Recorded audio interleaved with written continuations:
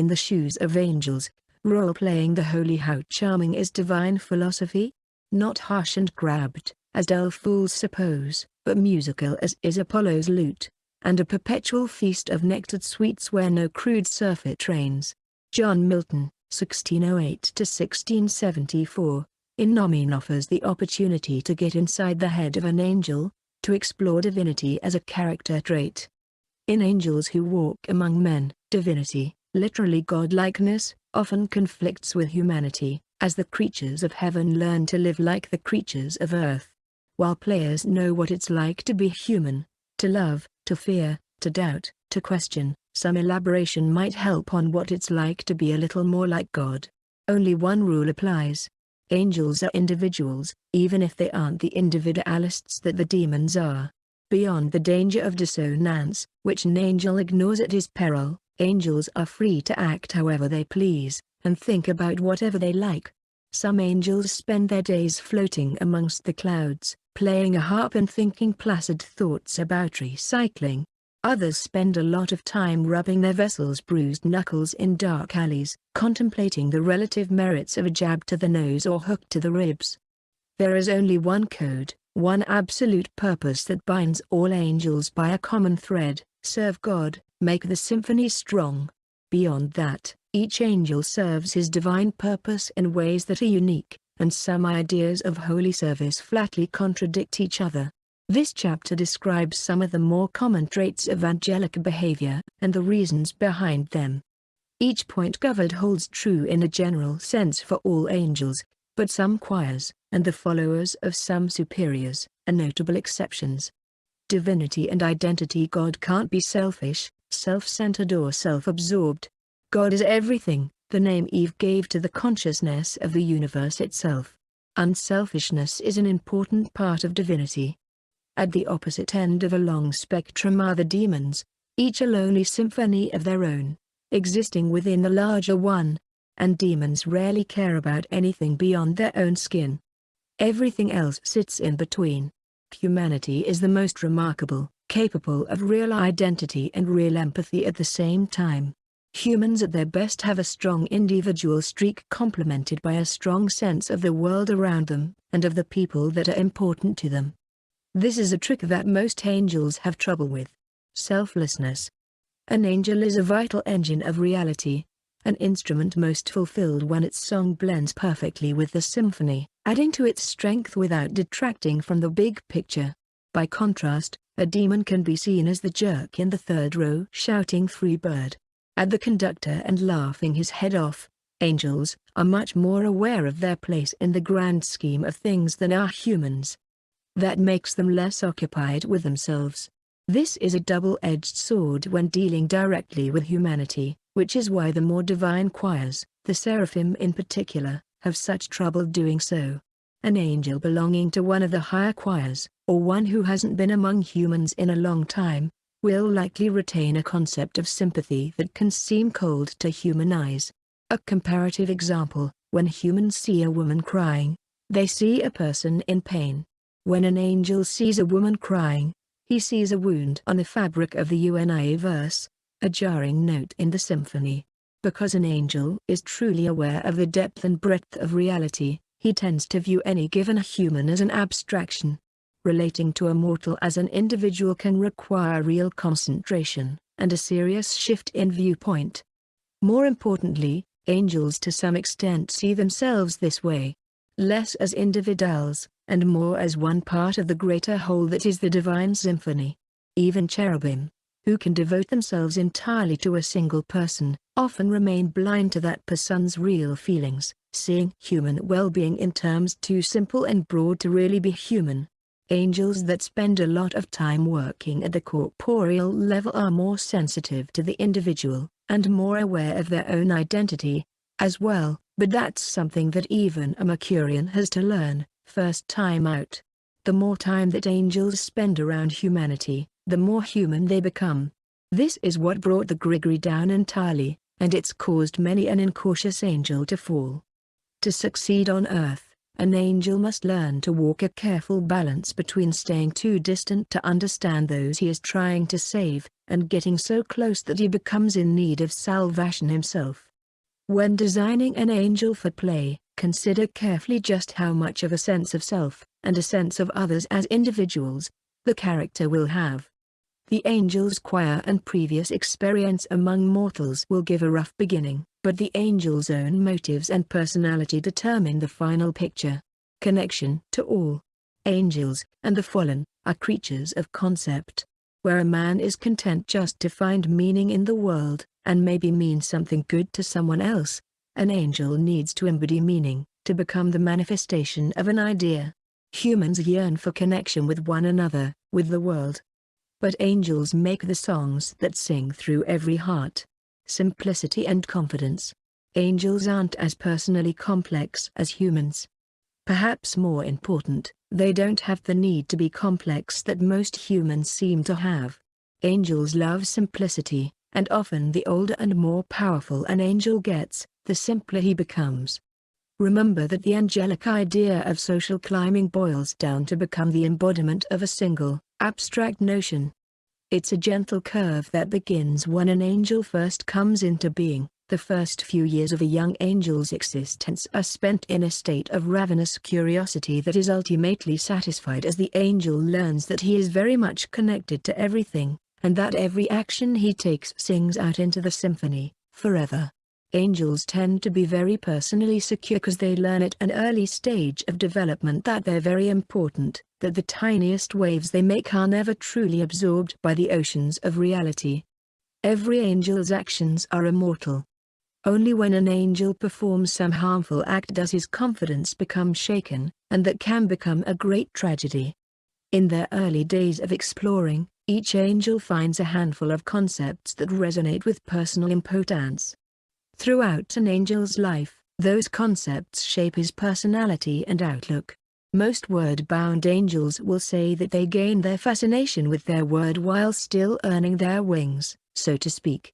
When building the personality of an angel character, take some time out to remember those early years. What first sparked the need for discovery in the angel, and how did he pursue it? Use that as an anchor to eliminate indecision, to simplify the character's outlook. When a question arises that is a real poser, make it an issue of comparison. David, on those rare occasions when he doubts, sees things in terms of rocks and stones. Every angel, to some extent, does the same thing, and it gives them strength in simplicity. Holiness and love. Angels act out of love, love for God, love of their superior, love of their word. Some act out of love for humans, others out of love for beauty. Some just love a good fight, but all angels burn deeply with passions, warm and luminous. Angels are really bored, though some work hard to experience boredom, because they're always loving something. This, again, has a strong effect on how others perceive them. It makes it very easy for a demon to hate an angel.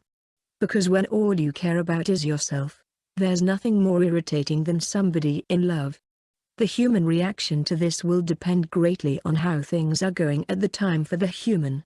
Any person who is currently tapped into his own great passions tends to click more easily with angels than someone who has a hard time noticing the world that's beyond their own skin. Defining passions. The cherubim are the clearest examples of how extreme and simple an angel's love can be, and how utterly unconditional. A cherub, once he is bound to someone, will be devoted to their safety, comfort and happiness, but all of the angels, down to the most antisocial malachite, possess this same immense capacity for intense, unquestioning love. In each angel, it manifests differently. Determining exactly what an angel most loves is an important part of defining that angel as a character. It's a good idea that an angel make a word mental bound checklist, or directly serving a word-bound angel? Since most player character angels are assumed to serve an archangel directly, the answer is usually yes to some degree. Angels love what their words, and the words they serve, are about.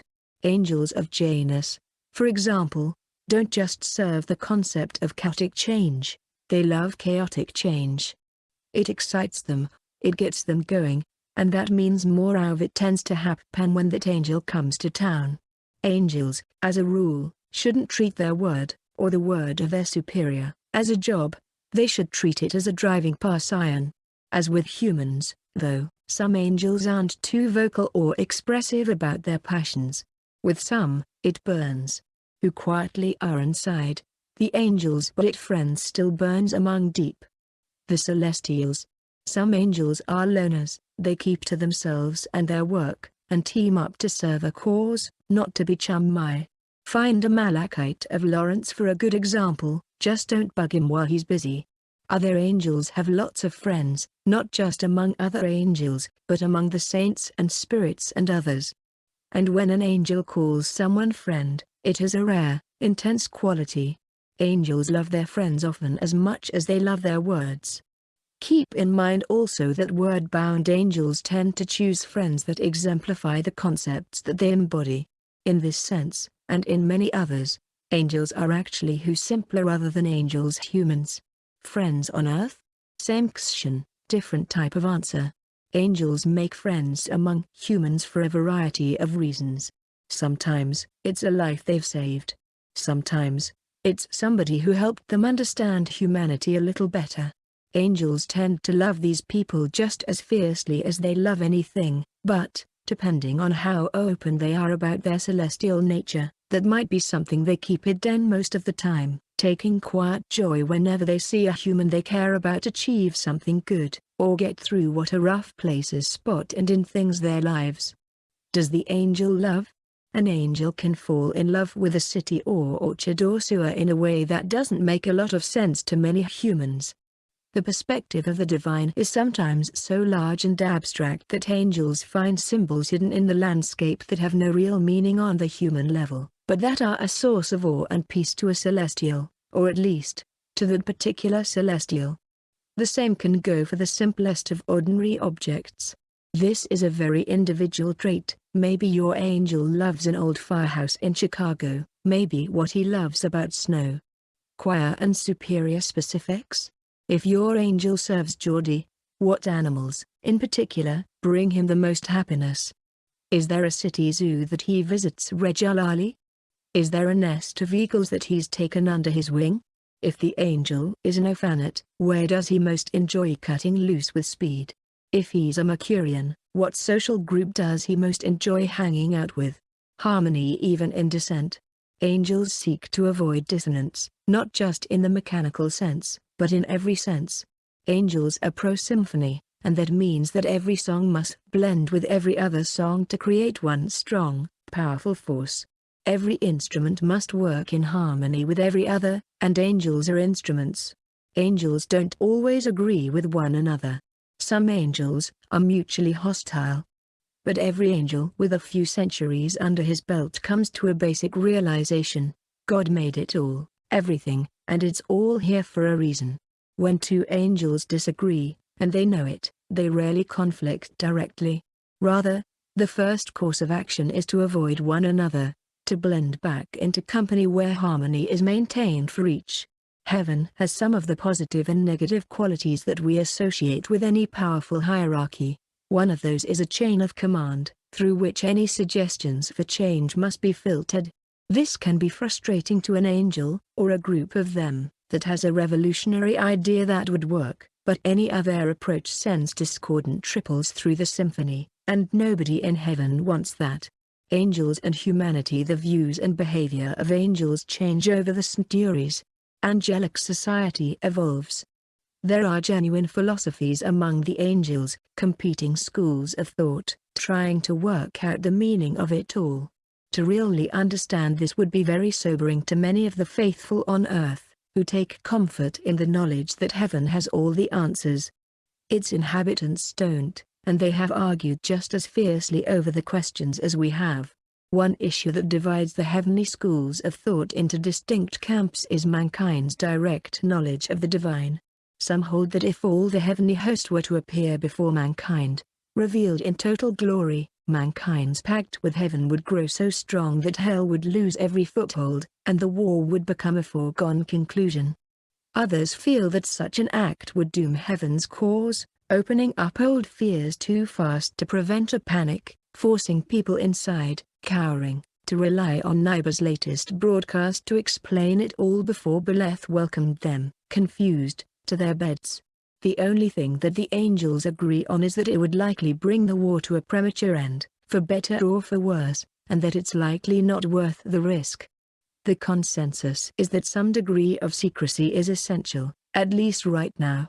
And so the angels walk among man protected by a cloak of the mundane, most of the time.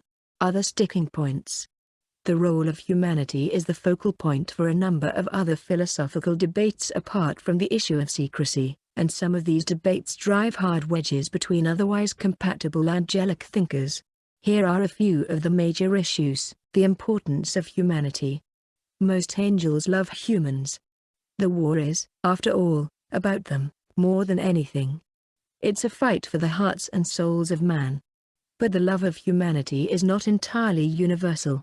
While some angels see humans as the ultimate solution to the war, holding powerful keys for Lucifer's defeat, others see them as the cause of it all, a symbolic prize that has tempted both sides into needless conflict.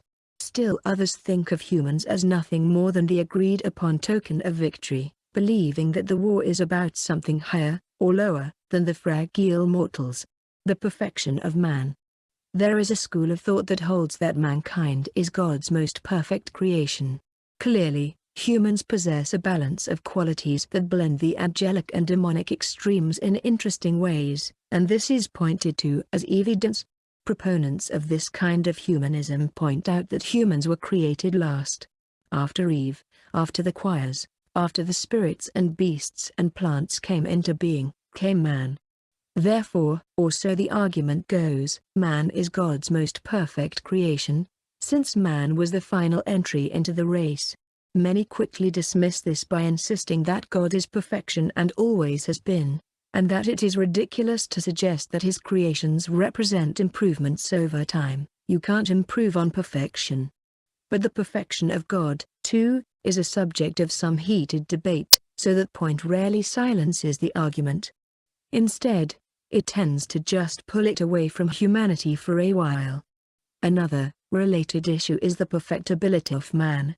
If man imperfect, does he have the potential to become so? Is divinity beyond mankind's grasp? This is one issue that heaven's resident saints, Bodhisattva and others tend to take a very active voice in. People as weapons. This is an issue of great concern to the Seraphim Council, particularly among archangels active in the planning of the war, but it is argued from the highest thrones of heaven to the lowliest hell holes of earth. Are humans to be sheltered from the war, or forged into an active weapon? Some angels dislike the concept of soldiers entirely, and some are even uncomfortable with the idea of enlisting the aid of human servants. Angels disinclined to use humanity as a fighting force tend to see humans as something that should be kept away from the war entirely. They also believe, and vocally suggest, that angels working on the corporeal level should put forth their best efforts to keep the war away from humans, as well. Believing that the fallen mingle closely with humans because human settlements are a battlefield that gives hell the advantage. Every angel stands on different sides in each of these arguments, and your angel's opinions of humanity are an important part of his personality. When you create your character, consider both his positions and his reasons, and how strongly he sticks to his guns. Some angels remain entirely apathetic about humans, others see them as the primary reason for angelic existence. Can we kill them? An important philosophical point for an angel is human mortality. Specifically, can we, the angels, kill humans who seem to need it? This is not a debate about disturbance to the symphony, but about the right behavior for a servant of God. Some say you bet. Evil mortals should be destroyed lest they harm and corrupt the good. Send them to hell. Others point out that a living mortal might repent, but a dead mortal can never get closer to his destiny, and is a gift to hell. Armageddon. The angels don't set off Armageddon for several reasons, but the reasoning behind the reason depends on the angel you ask. Some angels, were it left to them, would storm hell tomorrow. Still, What in holds a slugging the host match back is unless that God intervened, they'd lose. The demons are more plentiful and in total, more powerful. For the angels to assume that God would intervene is, depending on who you ask, a necessary component of faith in God or b. hubris bordering on madness. Note that most angels would sacrifice themselves without a thought to serve the higher good that is the symphony, but few caught their own needless destruction, and none went to trigger a battle that could lose the war. But then, is it faithless treason to contemplate the idea that God's Armageddon side could lose? Would destroy Earth as we know it, and most mortals. This would be a unimportant in the greater scheme of things, b the callous sacrifice of everything the angels have fought for, c the fate and destiny of Earth and the mortals, or God, d a much as not overdue commanded house cleaning. This means that, a it shouldn't even be considered, or b the angels are supposed to use their free will and decide for themselves. Free will. This question holds more complexity than most, for the celestials as well as humans. A typical discussion of it might go like this: angels have free will. Don't we?